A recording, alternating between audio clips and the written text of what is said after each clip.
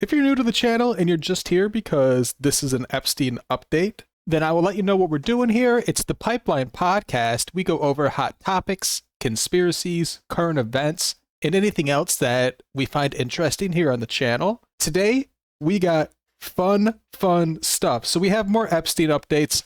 Obviously, that shit never ends, which is great because it just makes more content for us. It means there's more content for us to go over, more quality videos to make, and more stuff for you to watch. We're pretty much going over that. We do have a little bit of a Tom Homan, like Border Patrol case that we're going to cover as well. It doesn't have anything to do with the LA riots. This takes place in New York, but don't even worry about that. Let's start with all this Epstein stuff. Let's check it out. So this is the first source I want to go over because it really just sets a pretty nice tone for the rest of the episode. This was a couple of days ago, so this was Friday.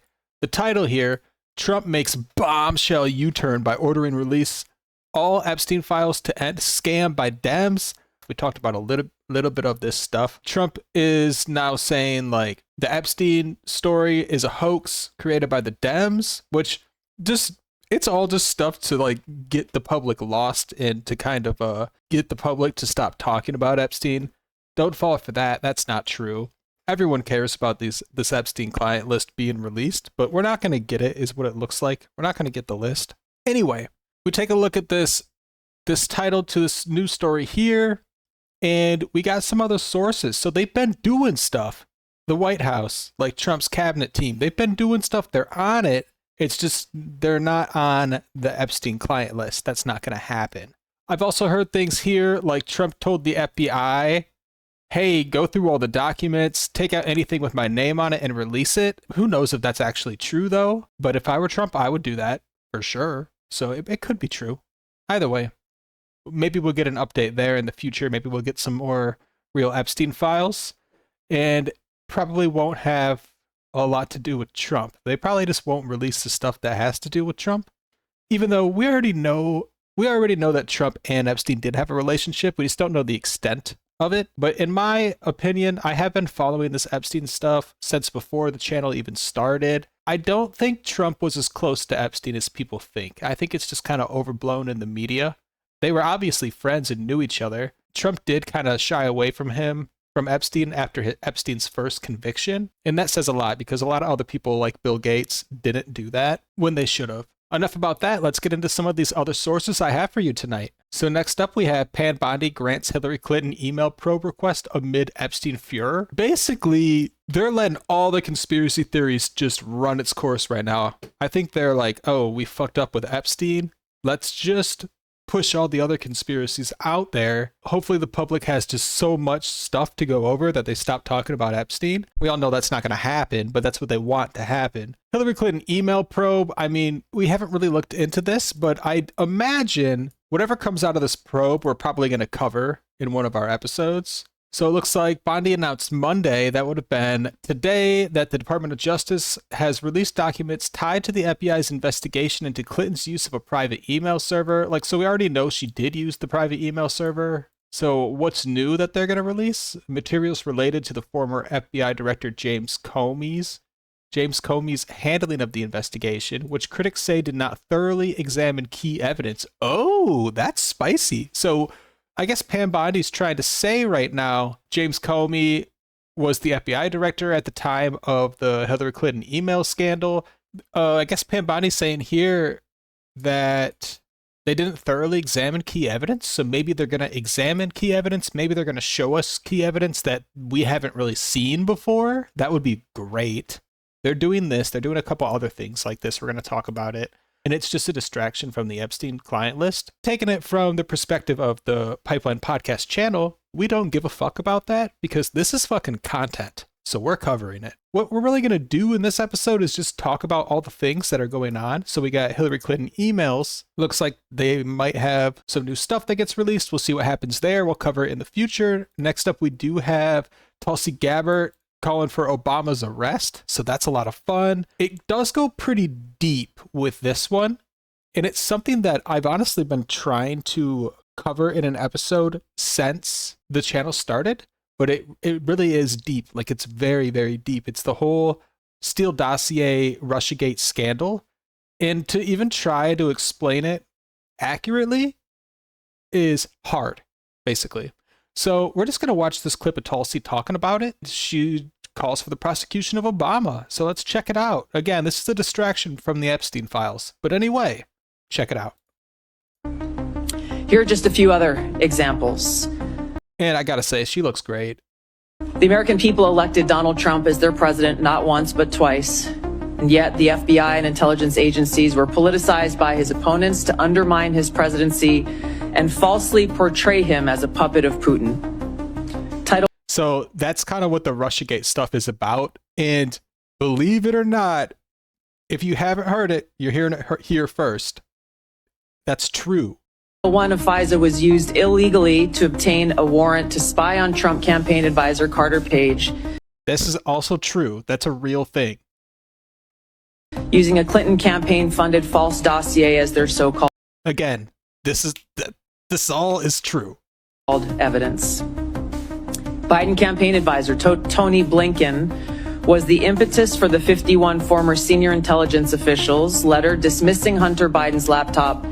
Again, and we know Hunter Biden's laptop was real. The fake news about it was that it wasn't real. It's actually a real thing. This is all stuff, keep an eye out on the channel for, that we're going to take deep dives into, but not today. We're just going over all the shit that they're talking about as a distraction from the Epstein files.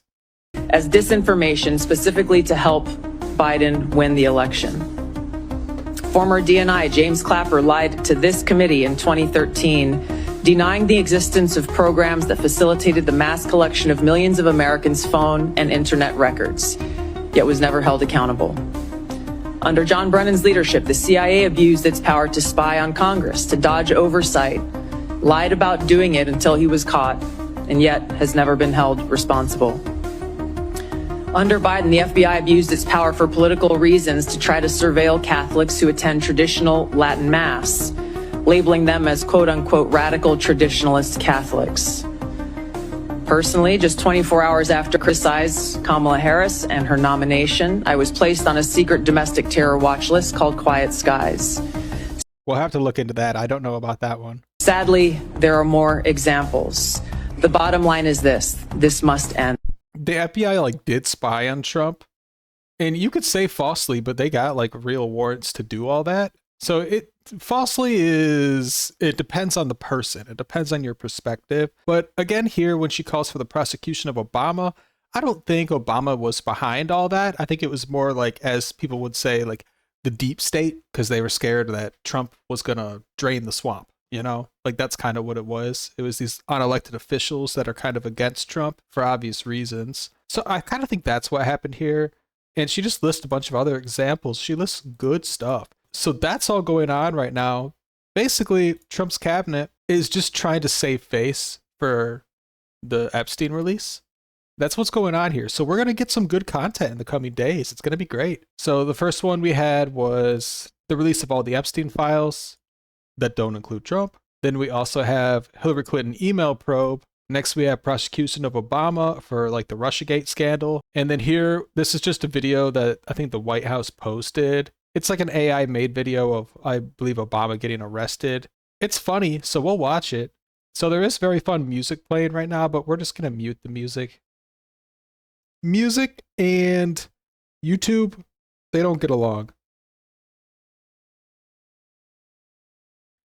So yeah, keep in mind, this is AI generated. This is a fake video.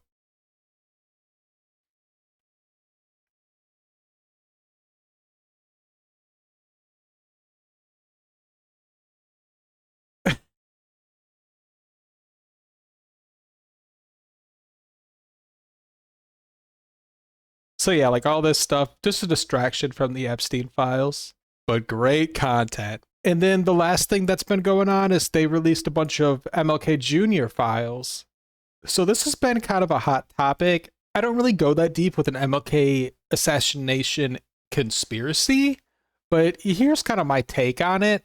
Is his family, the people who own his estate, nowadays, his descendants, really don't like anything being brought to light about him. They like their privacy. They respect their privacy. MLK's family, living family. And so that's kind of why we didn't get these files earlier, because they were set to be released earlier, but the family kind of like petitioned the government and said like, hey, like, we don't really want to be dragged into like public eye. Like, please don't do that to us. And so the files didn't get released. But it looks like when Trump and his cabinet fucked up the release of the Epstein client list, that they don't care about MLK's family anymore. They're like, all right, well, this is more important now because we need to save face with the public. So we got to release these files just to give people something, because we can't give them the client list. And again, New York Times says that there's really nothing revealing in the records, but these just got released today. And I don't trust New York Times to actually read these 6,000 documents in a day and give me an accurate opinion on them. They say there's nothing revealing, but we don't know that yet. I'm sure there's some juice in there. It just hasn't been found yet. There are real internet sleuths that actually like to read real information that are going to dig into it, and we'll hear about it. And if there's anything good, we'll do an update. So that does conclude the conspiracy half to our episode, but we do have more stories we want to go over. It's just, these aren't going to be conspiracy ones, but let's run them all back. I'll give you my hot takes on all of them. Right here, Trump's ordering the release of all Epstein files. Anything that makes him look bad will not get released. That's my hot take. Pam Bondi grants Hillary Clinton email probe. So I guess what this hot take is, maybe we'll see some evidence that James Comey's FBI did not thoroughly examine key evidence in the Clinton probe. I don't really think we're going to see Hillary Clinton go to jail. We might see maybe Comey needs to testify about something just to clear some things up. Maybe he takes a big L from this somehow, some way. That's kind of my hot take. I don't think anything crazy is going to come from this. This one could be different, though. So Tulsi Gabbard calls for prosecution of Obama, mostly for like Russiagate, they kind of claim that Obama had something to do with the FBI spying on Trump, which could be possible. I don't know if that's possible, but it is true that the FBI did spy on Trump. Also, it talks about how Hunter Biden's laptop was real. That's a fun one because it actually is. Swear to God, it's a real thing. And then they talk about how they go back to like the Russiagate stuff, where Trump was accused of having Russia help him win the election, which that is not true, but it does go deep.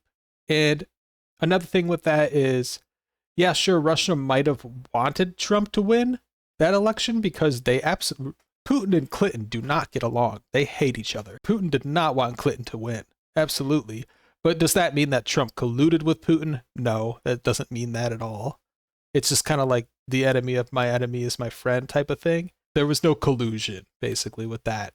So that's always fun. She talks about some other things, too, that we'll probably cover on the channel at a later date. So there's some good juice coming out soon. We got a fake AI video. Don't need to look at that anymore. And then we also have MLK Jr. files getting released. So that's fun. So far, it looks like there's nothing revealing in there, no crazy new information. We probably won't cover this on the channel again, but I do want to make a comment though.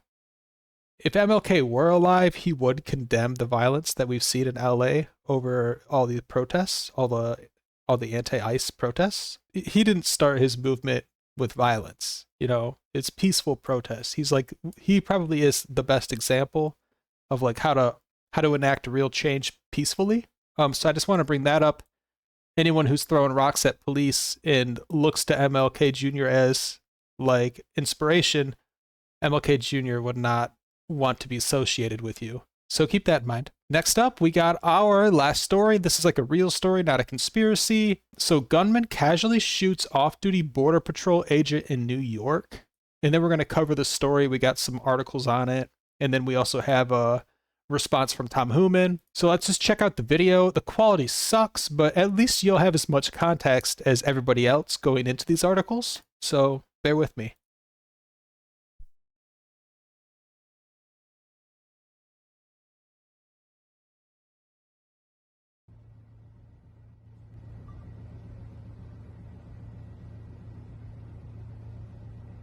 So basically, it's two guys on a moped. The moped drives by, sees here the Border Patrol, and then kind of backs up. One guy gets off. This is like the getaway driver, I guess. So we see a shot. Everyone drops.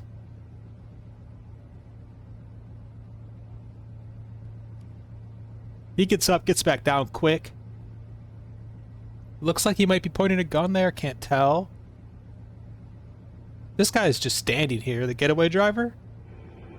Hey, Jeff, yeah. We have one subject outstanding, right? Hey, Father, I believe And then the gunman starts running away. The injured party, the man in the white t-shirt. So they're saying the man in the white t-shirt was injured, I believe. And let's look into this. Off-duty Sea Border Patrol, I think that's Canadian Border Patrol. Shot in face during robbery at New York City Park by suspect ID'd as illegal immigrant career criminal who got freed after every bust.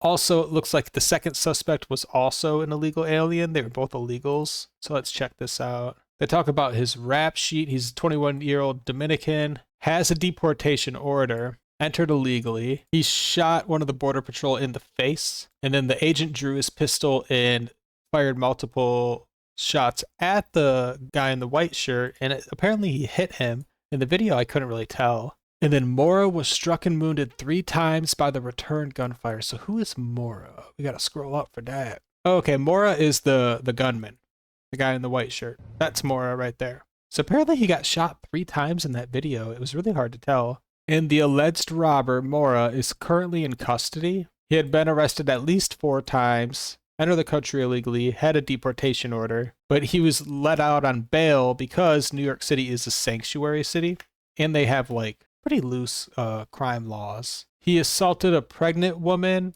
and threatened to kill another migrant with a machete, and this guy was in the country free.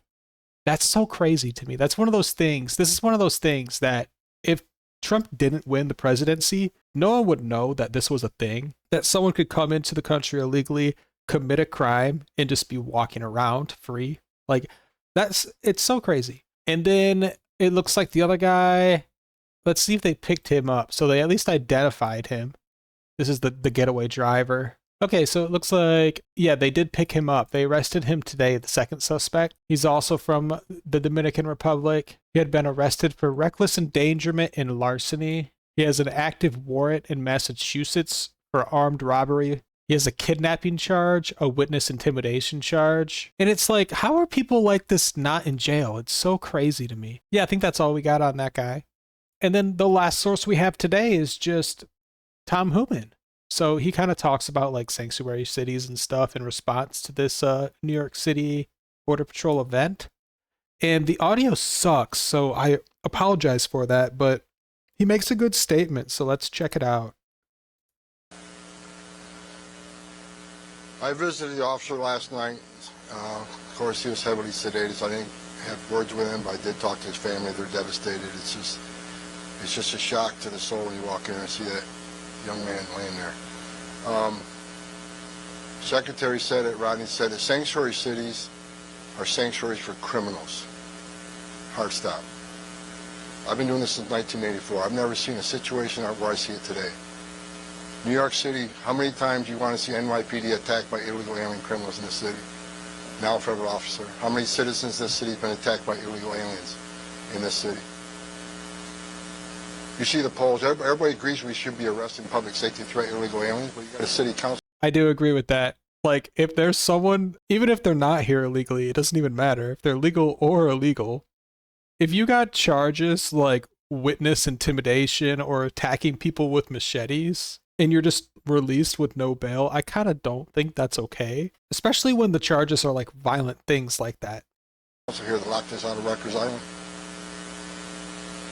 Are you kidding me? So an illegal alien in Rikers Island we can't talk to, we don't have access to. That makes the city unsafe. Every sanctuary city is unsafe. I'll say it again, sanctuary cities are sanctuaries for criminals. So yeah, he's basically saying, he said it there twice already, sanctuary cities are sanctuaries for criminals. And what he means by that is, if you are here illegally or you are just a career criminal, yeah, sanctuary city or a city that's lax on crime, a city that doesn't have like the whole bail system, can be taken advantage of by criminals, which is true. And that is going to have a negative effect on the citizens that live in the city. that don't commit crimes. It's going to come at a cost to them. It is true. So that's kind of what he's trying to say. Anyway, that's really just enough of our updates. I hope you liked the episode today. I know it was kind of a grab bag of random conspiracies to try and make you forget about the fact that Donald Trump and the FBI and DOJ did not release the Epstein client list that they said they would do. And they also did not show us irrefutable video evidence about how he died. They really didn't show us anything there either. So what they're doing is they're spewing up older conspiracies. Apparently, they're also going to release some more Epstein files, hopefully soon. They're also digging into the Hillary Clinton email probe, saying that there might be some evidence that was mishandled by the FBI. That would be fun. Can't wait to cover that. We got Russiagate, Tulsi Gabbard calling for the prosecution of Obama. We're definitely going to cover that. And again, these are all distractions for Epstein, but still, this is good stuff. And then we have a release of Martin Luther King Jr. files. So we got all that kind of as a cop-out, a safe face to messing up the Epstein files. And then the other thing we talked about was if you are Border Patrol nowadays, you might get shot randomly.